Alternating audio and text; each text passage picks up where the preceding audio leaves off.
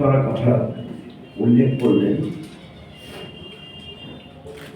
যিনি ভাবা প্র্যাকটিস করে ভাবুন, আরো ভাবুন কথা বলতেন, তিনি কখনো দেশ ভাগ মেনে নিতে পারেননি।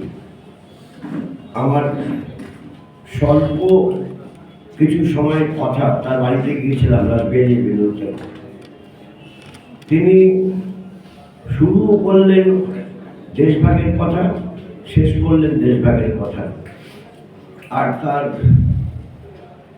জীবন যন্ত্রণা দেশভাগ ঘিরে মানে মাথায় কিলবিল করত, এবং তাই ওই রকম মহান শিল্প তিনি তৈরি করতে পেরেছেন, মেঘে ঢাকা তারা। অন্যদিকে যেটা আগে আলোচিত হয়ে গেছে, আমি পুনরাবৃত্তির দোষে দুষ্ট হতে চাইছি না, সমাজে যা ঘটে, সভ্যতার বিকাশের বিভিন্ন পর্বে যা ঘটেছে, তার সঙ্গে অবশ্যই সাহিত্য, শিল্প, সংস্কৃতি ওতপ্রোতভাবে যুক্ত।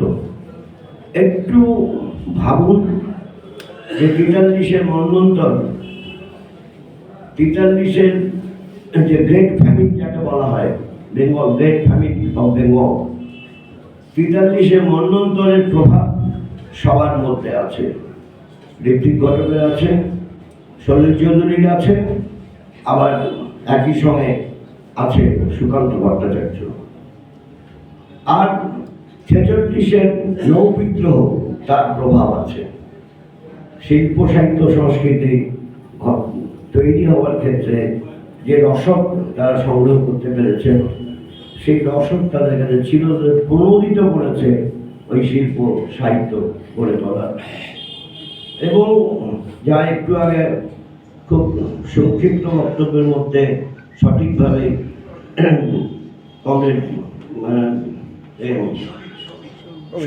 শ্রমিক লাহিড়ী আপনাদের সামনে উত্থাপন করলেন, সেটা অবশ্যই আমাদের মনে রাখা দরকার। এখন এটা ঠিকই যে বায়বীয় বিষয় নয়, হঠাৎ করে আকাশ থেকে পড়ে না। ঘটনার পরিপ্রেক্ষিতে একটি উদাহরণ উল্লেখ করলে আপনাদের সবারই পরিষ্কার হবে কবে থেকে সাম্রাজ্যবাদ বিরোধিতার মনোভাবটা আমাদের রাজ্যে কমল। আমি দেশের কথা বলছি না, কবে থেকে কমল? ভিয়েতনাম মুক্ত হওয়ার পর ভিয়েতনামে যে লড়াই সংগ্রাম হয়েছে, মুক্তির লড়াই সংগ্রাম, দক্ষিণ ভিয়েতনামে যেভাবে দেখেছিল অযৌক্তিকভাবে, 1954 সালে 20 জুলাই তারিখে জেনেভায় যখন চুক্তি হয়েছিল, তখন নির্দিষ্ট ছিল দক্ষিণটা নতুন নির্বাচন হয়ে সরকার ঠিক করবে 3 বছরের মধ্যে, আর উত্তরটা তারা ফরাসি সাম্রাজ্যবাদ ছেড়ে দেবে, তারা উঠে আসলো। আর হোচিমিন বললেন নির্বাচন না করে আমি সরকারে যাব না। তত্ত্বাবধায়ক সরকার তৈরি করার কথা বলল, নির্বাচন হলো, হোচিমিন তিনি জয়যুক্ত হলেন এবং তিনি মানে উত্তর ভিয়েতনামের রাষ্ট্রপতি হলেন। হ্যানয়টা রাজধানী হলো, হ্যানয়টা তখন উত্তরের সঙ্গে ছিল, আর দক্ষিণটা তার কেন্দ্র ছিল হচ্ছে সাইগন, আর সাম্রাজ্যবাদে সাইগন ছিল হেডকোয়ার্টার। সাইগন সেটা হোচিমিন শহরে হয়েছে। তার 3 বছর কেন 10 বছর ধরে কোনো নির্বাচন হচ্ছে না।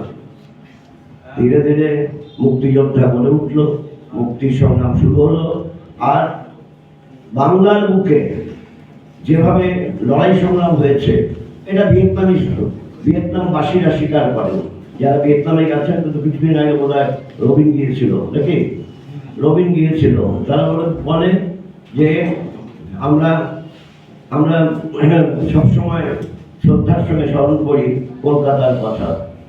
এটা তারা বারবার বলে, এটা যে ভারতে তো কলকাতা একটা কেন্দ্র, কিন্তু ভারত সরকার যে অসহযোগিতা করেছে তা নয়। কারণ আমরা যখন ব্লাড কালেকশন করেছি আর ব্লাডের ডাই প্লাজমা তৈরি করেছি আহত মানুষকে বাঁচানোর জন্য, আর সেই ডাই প্লাজমা পাঠানোর ক্ষেত্রে তো ভারত সরকার সহযোগিতা করেছে। আমার নিজের ব্যক্তিগত জীবনের অভিজ্ঞতা, কারণ 3-4 বার করে আমরা বড় বড় প্যাকেট ড্রাই প্লাজমা পাঠিয়েছি, ভারত সরকার পাঠিয়ে দিয়েছে, হ্যানয়তে যে পৌঁছেছে, কেন সেখান থেকে নানান জায়গায় গেছে। তা আমি বলছি এটা এই জন্য যে আমাদের আর একটা কোনো ইস্যু ছিল না যে ইস্যুতে ঘিরে আপামর জনগণ সাম্রাজ্যবাদ বিরোধিতায় স্লোগানে মুখর হচ্ছে। এখন সময়টা যে তৈরি করে এর জন্যই উল্লেখ করলাম। একটা ঘটনা পরম্পরা সমাজের যে আলোড়ন তৈরি করে তার ভিত্তিতে অনেক কিছু গড়ে ওঠে। ভিয়েতনামের যুদ্ধকে ঘিরে মার্কিন সাম্রাজ্যবাদীর বিরুদ্ধে বিদ্বেষ যেমন জেগে উঠেছিল, ঠিক তেমন তখন অনেক সাহিত্যের, অনেক শিল্পের, অনেক গান রচনা হয়েছে এবং তা মানুষের কাছে পরিবেশনা করা হয়েছে। এই জন্য উল্লেখ করলাম।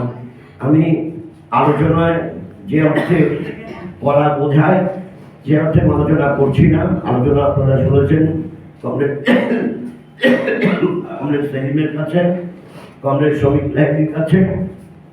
আমি আপনাদের অভিবাদন জানাই, কারণ একটু পরে আবার সাংস্কৃতিক অনুষ্ঠান আছে, তা তো করতে হবে, যা নির্দিষ্ট হয়েছে তা নিশ্চয়ই করতে হবে। তা আপনাদের অভিনন্দন জানাই, আপনাদের ধন্যবাদ জানাই এবং গণশক্তি প্রিন্টার্সের সঙ্গে কাজের সঙ্গে যারা যুক্ত আছেন সবাইকে অভিনন্দন জানিয়ে আমি আমার কথা শেষ করছি। কমরেড ঋত্বিক ঘটক, মানে কমরেড বলছি এই জন্য যে হ্যাঁ, কমরেডের মতোই তার মনোভাব ছিল। যদি ওই যুক্তিতক্ক গল্প যারা দেখেছেন তারা এটা বুঝবেন, শুধু ওইটা নয়, শুধু মেঘে টাকা তারা নয়, তাতে মেঘে টাকা তারাই তো ছিন্নমূল মানুষের অবশ্যই বেদনার কথা ব্যক্ত হয়েছে। সবটা মিলিয়ে ঋত্বিক বিদ্রোহী ছিল, সবটা মিলিয়ে। সেজন্য বিদ্রোহী মনোভাবটা গড়ে তোলার প্রচেষ্টায় আমাদের যুক্ত হওয়া উচিত। ধন্যবাদ জানাতে যেও একথা মনে করালাম আপনাদের, কারণ যা চলছে আমাদের সেটা মেনে নেওয়া উচিত না। যা হওয়া উচিত তার জন্য লড়াই সংগ্রামে ব্রতী হওয়া উচিত। এই কথা বলে আপনাদের অভিনন্দন জানিয়ে, ধন্যবাদ জানিয়ে, নমস্কার জানিয়ে আমার কথা শেষ করছি। এই ভিডিওটিকে লাইক করুন, আপনার গুরুত্বপূর্ণ মতামত কমেন্টের মাধ্যমে আমাদের জানান এবং আমাদের চ্যানেলের ভিডিও সবার আগে দেখার জন্য ইউটিউবে গণশক্তিকে সাবস্ক্রাইব করুন, ফেসবুকে ফলো করুন এবং শেয়ার করুন আপনার পরিচিতদের মধ্যে। আমাদের চ্যানেলে আপলোড হওয়া ভিডিও নোটিফিকেশন পেতে বেল আইকনটি ক্লিক করতে ভুলবেন না।